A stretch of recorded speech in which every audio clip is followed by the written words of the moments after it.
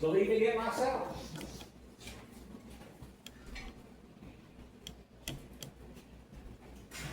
We are afraid. We're scared. We just came back from the tomb, and it was empty. We had to be careful because we really wasn't sure who we could trust. We knew the body wasn't there. We didn't know what to think. Maybe the Romans would think that we took the body and they would blame us. And so we were confused and scared. The body of our friend had laid in the tomb when we was there last.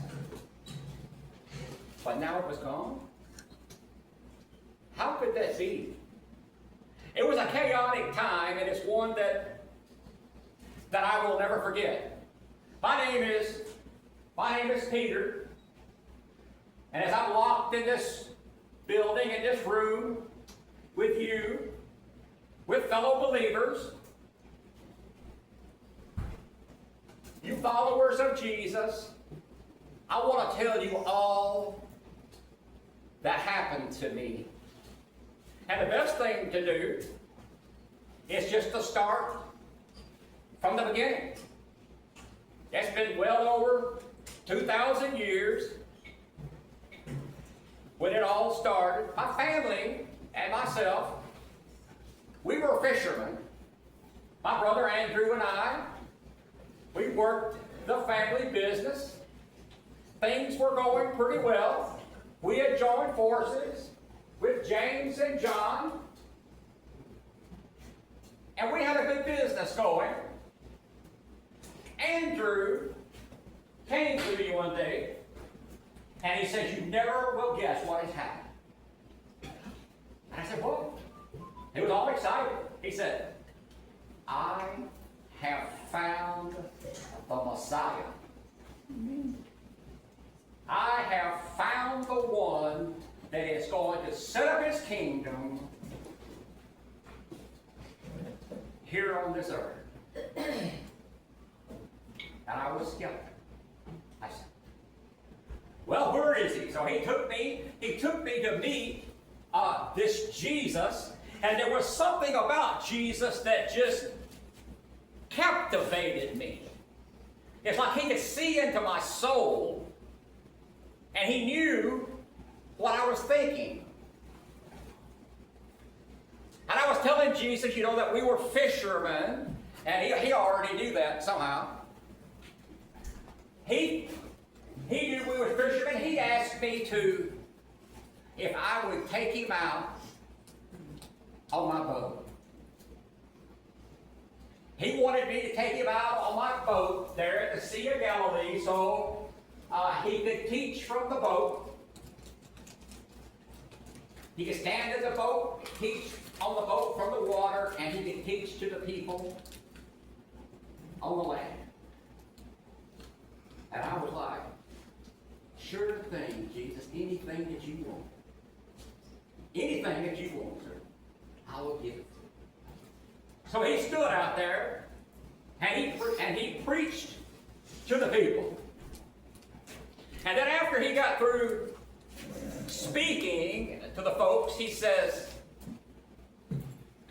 "Let's go fishing." Jesus, it's daytime. We don't ever fish in the daytime. We always fish at night. He said, "Let's go fishing." So whatever Jesus wanted, that's what I done. So we went fishing, and we caught a bountiful catch. Hey, just whatever Jesus was wanted, I was going to give it to him, and it ended up being, we brought in the most bountiful catch that we had ever had. No, this way. After that, he called He called us away from our fishing, and we've been following him ever since. I say we have been following Jesus ever since. Amen. He said that he would make us fishers of men. So we had some crazy times out on the water with Jesus. I remember one time he was so tired and he got up at the front of the boat up there to take a nap, and he was sleeping. The Savior of the world, asleep in my boat. How lucky can one man be? So I thought. Then the winds came up, and the waves came up, and the boat got to rocking, and I was afraid that the boat was going to tear in two, or we was going to be capsized in some way. And Jesus was just in his, you might say, heavenly sleep. And so I woke him up. I said, we are going to perish out here. And he said, oh ye of little faith. And he raised up his hands and he spoke, and he talked to the winds and the waves, and they stopped. Woo. Amen. Who does that? Amen. Who does that? He started to show himself. He started to show himself. And but that isn't the best one, though. One time he sent us ahead of him across the Sea of Galilee, and the winds came up, and the waves were strong, just like before, and we were struggling to get to our destination. All of a sudden, here comes Jesus. Not on a boat. Not on a boat. What was he doing, people? Walking on water. Walking on the water. So we thought he was a ghost. But he called out to us to not be afraid, and I asked if it was him, and could I come out to meet him, and he told me to come. Come ahead. And I didn't even think twice. I got out of the boat, and I started going toward him, and I took a couple of steps, and I looked away to see what all I was doing, and all of a sudden I started sinking. I took my eyes off of Jesus, folks. And my world started to fall apart. But then he saved me. I took my eyes off of him. Folks, I want to ask you today, at this place called Agape, do you ever get distracted? Amen. Yes. Yeah, all the time. Folks, I want to tell you, in the culture that you're living in the world that you're living in, you don't have to have a boat. You don't have to be on the water. You don't have to have high winds to get distracted, to take your eyes off of Jesus. You know, over the next 3 years, I would see things that I never, ever thought possible. People would flock to see Jesus. He always seemed to stay so patient with them. They all wanted something from the teacher, and he was always willing to give them what they needed. I said he was always willing to give them what they needed. Amen. Not what they wanted, but what they stood in need of. Folks, over those 3 years, we had a lot of sick people. We seen people that couldn't walk. We seen people that couldn't see. We seen people that were deaf. We seen people with leprosy. And we've seen people that were just plain crazy, out of their mind. Amen. They heard voices. And they couldn't seem to control themselves. They were possessed with evil spirits. You might say they were immersed in demonic vomit. I'm just going to tell you, Jesus, they flocked to Jesus, but they didn't flock to Peter. I can just tell you that, because I had to stay away from all of these kind of people because they made me feel uncomfortable. He's the Messiah. He's the teacher. You know, I sometimes felt guilty, though. There's a message here for you. I sometimes felt guilty that I was okay, that I was normal, and they weren't. And I always wondered, what did they do, what they did, or what someone and their family did for them to deserve this kind of affliction that they had to have had some kind of accidents probably in their life, growing up where they had become crippled. But what about something in their past, something in their family lineage caused them to be that way? I'm sure. But now, having known Jesus, having been a follower of Jesus and a follower of God, now I realize that everything God does has a purpose. Amen. And we don't always understand that purpose.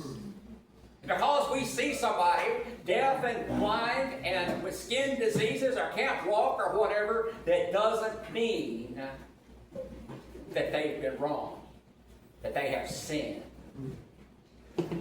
So as much as these people repulsed me, Jesus seemed to be drawn to them. He never turned anybody away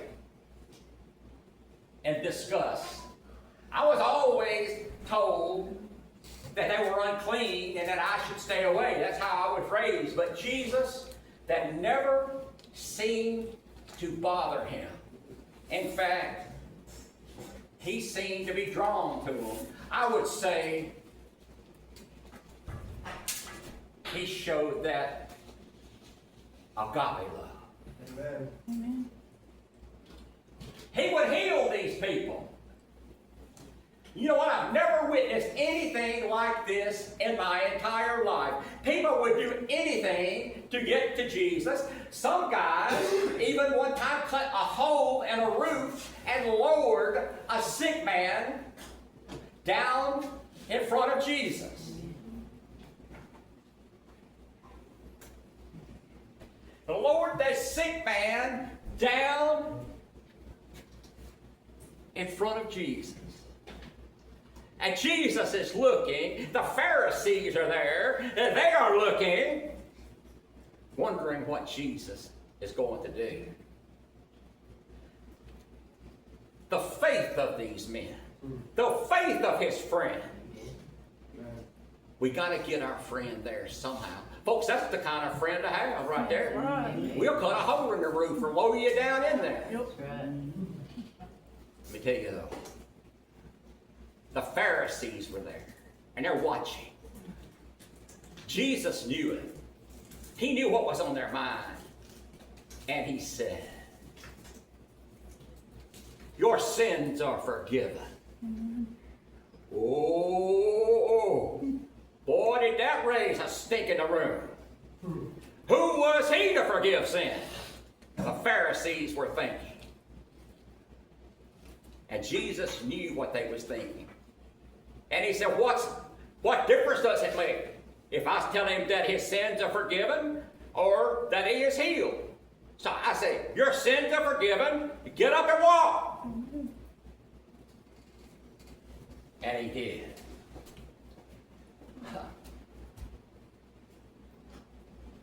Down through the roof, but out through the front door. Amen? Amen. Hey, that's my God. That's your God. You know, I'd watch Jesus heal all kinds of people. I would witness him bring back sight, hearing and sanity, I also watched him bring hope and peace to so many. He would tell them that they were forgiven and to go and sin no more. He didn't just heal them physically, he would heal them emotionally. Amen. You know, a lot of us today, we're not in need of physical healing. We can hear, we can walk, we can talk.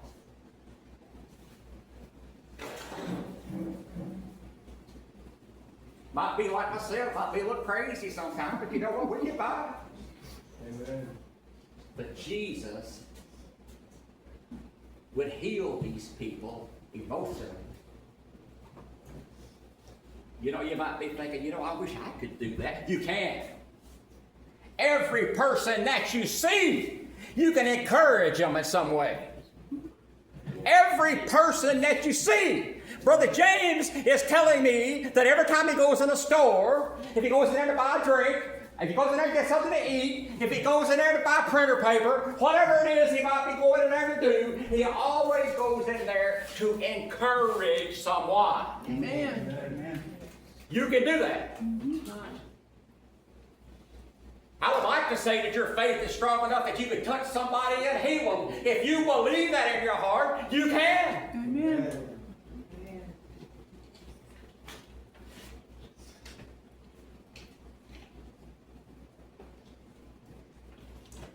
So he told the man, go and sin no more. He spoke with such authority. This man was an expert, my Jesus was an expert on the scriptures. I had never witnessed anyone with such a command and such authority of the scriptures. The Pharisees and the teachers of the law, they seemed to be threatened by him because, hey, he knew more than they did. Jesus seemed to be irritated. They was irritated with him, and he was irritated with them. They were trying to hold him back from what it was that he was trying to do. So I don't know why they couldn't just listen to Jesus. Then again, I guess I had my share of moments that I didn't listen to well either. You know, Jesus had given me my name. He told me that it was no longer going to be Simon, but it was going to be Peter. He told me that he was going to build his church on me. Hey, Andrew found him first. But he comes to me, he said, Peter, I'm going to build my church on you. Folks, that's a heavy load on a man's shoulder. I was honored. And I felt up to the task. I mean, once in a while, I stuck my foot in my mouth, but most of the time, I think I was okay. So he asked us one time who we thought that he was. And I, Peter, was the only one that said that he is the Christ, the Son of the living what? God. You know what that tells me, folks? That tells me that we don't have to follow the norm. Amen. When we get ready to worship our God, we don't have to follow the norm. Got 12 disciples there. Who do you say that I am? Well, some say that you're Elijah. Some say that you're John the Baptist. Peter stands up and he says, no, I say you are the Christ, the Son of the living God. Folks, when you're in a room with people and you hear people giving their opinion about something, stand up and say, you know what? I don't believe that. Stand for something or you'll fall for anything. Amen. That's right.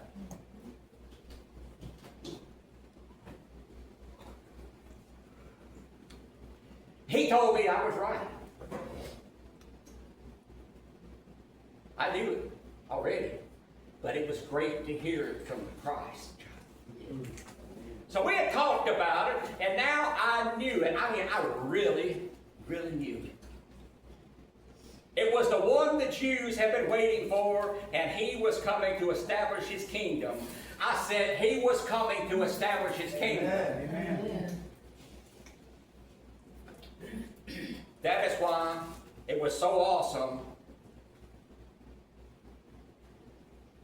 when Jesus had decided that it was time to go back to Jerusalem. I wasn't so sure that that was a good idea right now. Jesus had been talking about being arrested and put to death. And in fact, I told him, I said, that is not going to happen. And he reminded me that it wasn't for me to decide. He called me Satan. Get behind me, Satan. You know, that hurt. But he put me in my place, and I think I deserved it. I was getting a little forward. After all, he was the teacher, not me. So he had some of his disciples to go get him a coat. Set him on to get a coat. And he said, I want one that's never been risen. You know, it's just like Jesus. He's not going to make it easy. Y'all go into town, find me a coat. There's one tie there. I want one that has never been ridden. And I'm thinking, Jesus, have you ever even ridden a donkey before? Them things got a mind of their own. He might go to Jerusalem, or he might go the other way. But they got back with the coat. We put some blankets and stuff on it for the ride. And sure enough, he took off. I guess if he could raise the dead and make the blind to see and the deaf to hear, he could ride a donkey.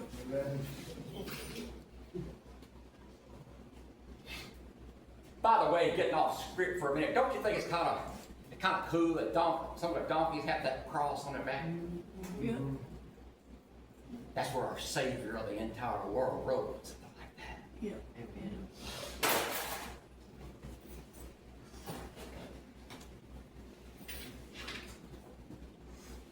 You know, folks, word had gotten out. Word had gotten out, and people were coming to welcome him into the city. They were excited, and all the people were coming out. They were coming in droves and coming in crowds and in groups. They was coming out to see him. These people were coming to get behind Jesus, man. They got to get behind him. He is coming to establish his kingdom on this earth. So we thought.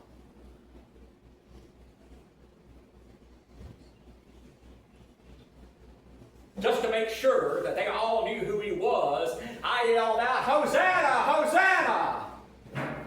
Blessed is he that comes in the name of the Lord.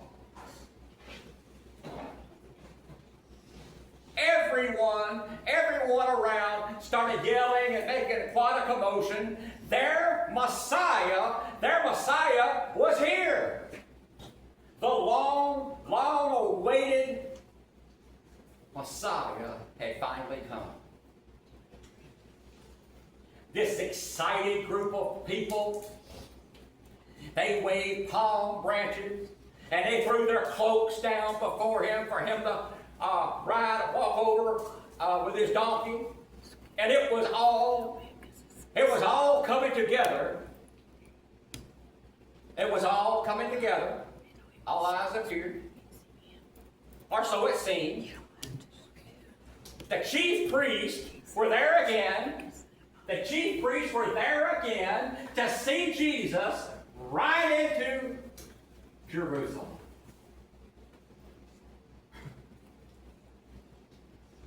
I'd be wondering, what did they do when Jesus wasn't there? They got all of this time. They got all of this time to interfere with Jesus. And I'm thinking in my own mind, can they not be somewhere doing priest stuff, whatever it is that they do? But no, there's another way to get attention. Somebody in town there. So the next day, Jesus said he wanted to go to the temple. I was not prepared for what was going to happen next. You want to go to the temple? We'll go to the temple. We had been at the temple for a few minutes the day before, and when we left, Jesus seemed disturbed. Something was bothering him. And now he wants to go back. Didn't really know what was on his mind. We didn't really know what was on his agenda. But when we got there, it didn't take long to figure out. He walked up in the temple there, and money changers are there, and they're exchanging money, and they're selling animals for sacrifice, and they always overcharge everyone in every transaction that they do. And Jesus walked over to one, and he just flipped the table over. Money just went everywhere. And before people realized what was going on, he got another one, and he got another one.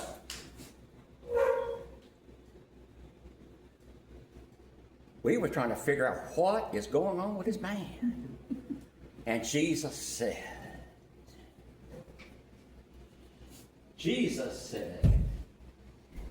this is a house of my Father, but y'all have made it a den of thieves.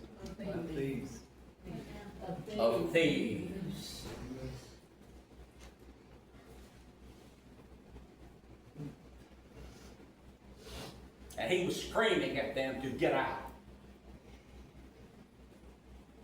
The temple was supposed to be a house of prayer for people to come to and pray, but they had made it a den of thieves. They had found a way to make money off of God.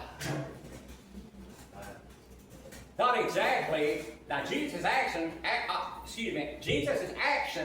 is not exactly the way to get people to follow in behind you, to create a calling, to create a following, if you will. But Jesus wasn't the most orthodox guy either. So I wondered if Jesus had overstepped his boundaries. Is this how you get people to follow you? Maybe that's, was it safe? Was it even going to be safe for us now to stay in the city? Well, at least we could stay here and celebrate the Passover together. So we gathered together in an upper room for the Passover meal. We were reclined around the table, and Jesus spoke up. And he took the bread, if you will. He took the bread,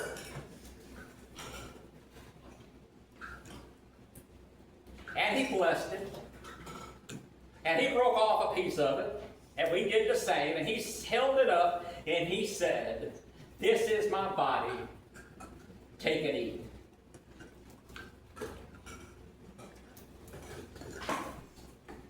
Then he took the cup of wine.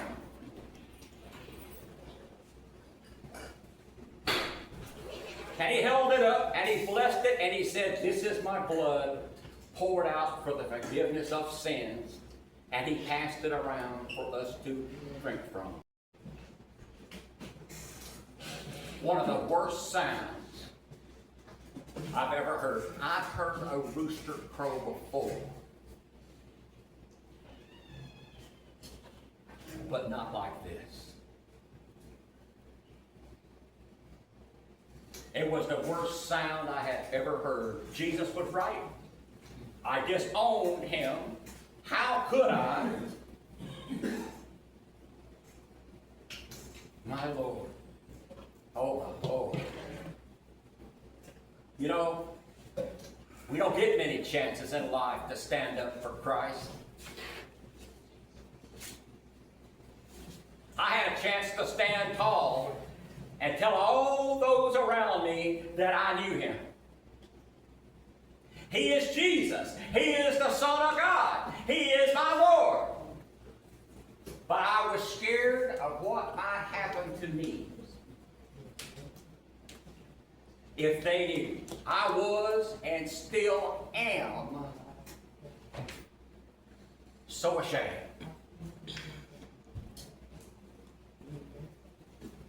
So ashamed of that night. And as if things couldn't get any worse, they brought Jesus before Pilate. He couldn't really find anything wrong with him. The chief priests tried to make him out to be an enemy of Rome, and I think Pilate was going to let him off with just a flogging, but those chief priests riled up the crowd. There's nothing like an angry mob to change somebody's opinion. And they wanted blood, and they wanted it to be Jesus. They wanted the blood of Jesus. They were calling for Jesus to be crucified. I couldn't believe it. I couldn't believe it. A week ago, they're waving palm branches, yelling, Hosanna, Hosanna, putting their cloaks down for him to walk on. Same people. Yelling, crucify him. I couldn't believe it. Pilate gave in. And he released Barabbas at the crowd's request, a real criminal. And he handed Jesus a death sentence. And the Roman torture machine was all too happy to comply. They flogged my Lord. His flesh was torn from his body, from the front and the back, ripped off of him. They made him a crown of thorns and put it on his head. And I want to tell you, folks, you people have seen a crown of thorns before. The crown of thorns that you people see got these little thorns like this. Let me tell you what, the thorns that they made in Jesus' crown was something like this. They didn't play. There was no playing.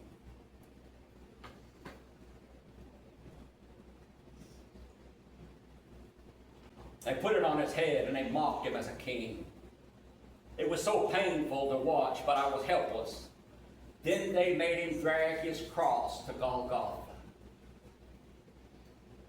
He kept stumbling under the weight of it and was so weak, many were yelling at him, and the guards kept hitting him. Finally, they grabbed Simon out of the crowd to carry the cross because Jesus was just too exhausted. Simon the Cyrene. Folks, I want to tell you something. This is something that you probably will never experience. The sound of nails and the screams of agony at a crucifixion site is something that you will never forget. You hear it, and you won't unhear it. You will remember it, and you will never unremember it.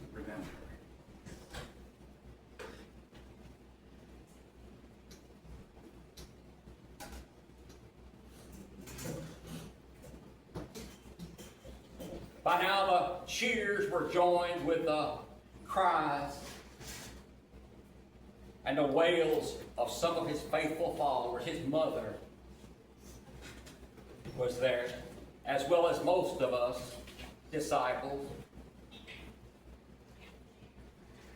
It was awful. How had we gotten here so quickly? How did things get so off track? 1 week made all the difference. Even on the cross, folks, even on the cross, Jesus was still Jesus. I heard him tell one of the criminals that was being crucified with him that he would be with him in paradise. Amen. In the midst of all of his pain, he cried out for his Father to forgive them, for they didn't know what they was doing. And it got really dark, almost like night, and Jesus cried out, Eloi, Eloi, lama sabachthani. My God, my God, why is thou forsaken? And then he took a final breath, and he died. And the earth shook.